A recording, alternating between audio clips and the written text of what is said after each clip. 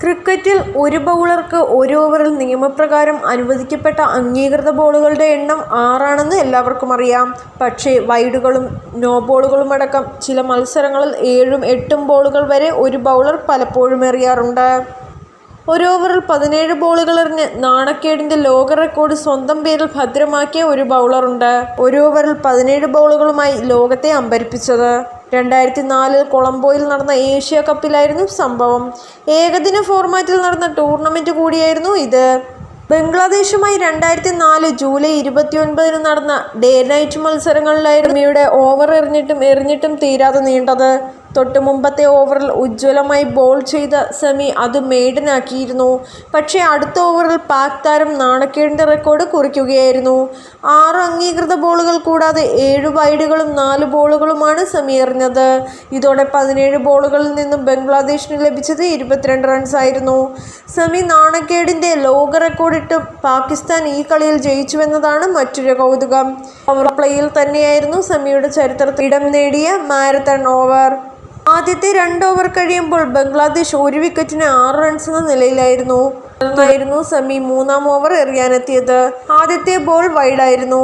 അടുത്ത ബോളിൽ Habeebul Bashar boundary അടിച്ചു. അടുത്ത ബോളിൽ ബാഷർ 2 റൺസ് നേടി. അതിനുശേഷമാണ് സെമിക്ക് ബോളിൽ മേലുള്ള നിയന്ത്രണം നഷ്ടമായത്. അടുത്തത് നോ ബോളായിരുന്നു. പിന്നാലെ ഒരു വൈഡ്. അതിനുശേഷം തുടർച്ചയായി 2 വൈഡുകൾ, വീണ്ടും ഒരു നോ ബോൾ. ഓവറിലെ അവസാനത്തെ അംഗീകൃത ബോളിൽ 4ഉമായാണ് സെമി അവസാനിപ്പിച്ചത്.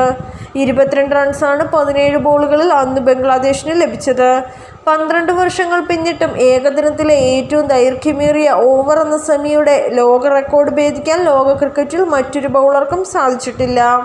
നാണക്കേടിൻ്റെ ഈ റെക്കോർഡ് മാറ്റി നിർത്തിയാൽ പാക് ക്രിക്കറ്റിൽ ഒരു സമയത്ത് ഏറ്റവും അപകടകാരിയായ ഫാസ്റ്റ് ബൗളർമാരിൽ ഒരാളായിരുന്നു സെമി.